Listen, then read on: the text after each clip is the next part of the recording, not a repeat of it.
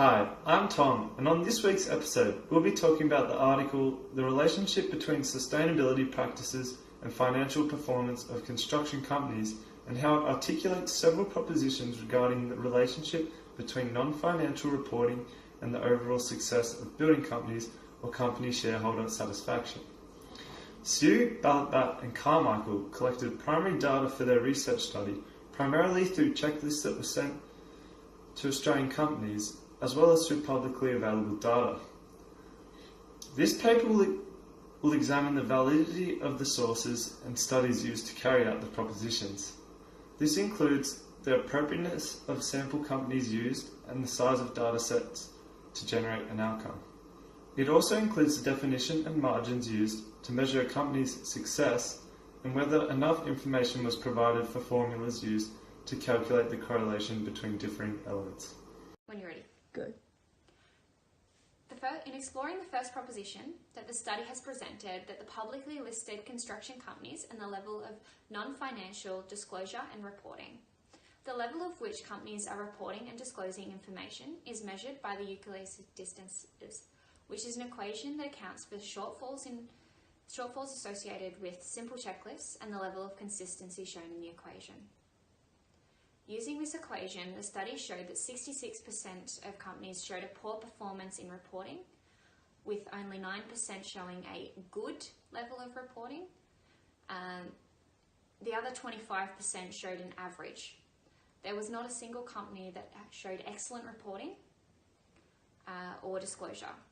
This was consistent with the Carmichael and Balabat in 2009, that contractors have not embraced or implemented sustainable practices that would give investors relevant information. Pause. This study was found to be consistent with the study of Carmichael and Balabat in 2009 that showed that contractors have not embraced or implemented sustainable practices that would give sufficient information to potential investors. Therefore, the first proposition has found that most of the publicly listed companies are poor in reporting and therefore lack in meeting expectation of investors. The second exploration conducted in the study pertains to the financial performance of companies issuing non-financial reports comparatively to those that do not. This exploration examines the profitability of a company as well as the company's equity value. This insinuates a demand for company transparency within the relationship with the stakeholders. Various measures of financial performance were implemented within the study. 5 pertains to equity value and the other 5 pertains to profitability. As previously mentioned, 44 construction companies listed on the Australian Stock Exchange were used in the analysis of the company's profitability and equity value. These companies were then separated into 2 groups, those that issued the non-financial reports and those that did not. Generally, regarding profitability, the results were relatively inconclusive, as the results varied. Sometimes the companies were better that issued non-financial reports, and in other years the second group was superior. However, in regards to company equity, those who issued reports were consistently rated higher than those who did not. This was true in all but one measure of equity value, and that was enterprise value.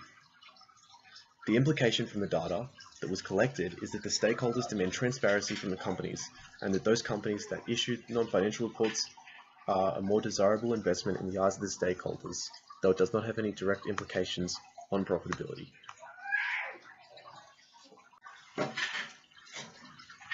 Given the diverse measurements for defining a company's financial performance and a specific sample set of companies in the construction industry, this study has been successful, although it could have been more definitive if a larger number of companies within the construction industry were analysed.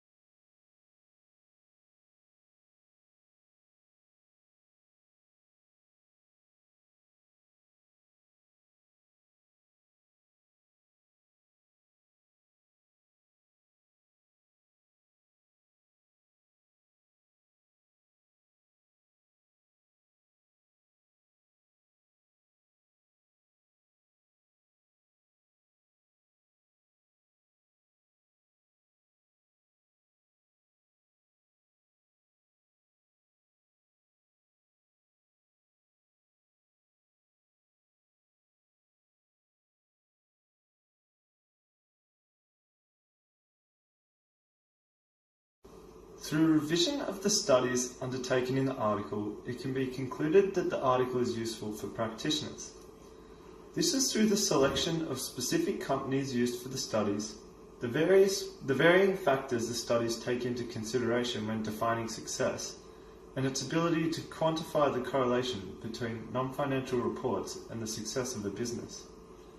A common flaw found in the three propositions was that the size of the sample set was relatively small at 44 companies. However, this is still sufficient to achieve an adequate outcome.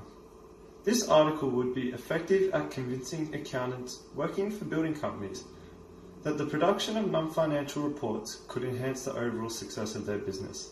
Thank you for watching.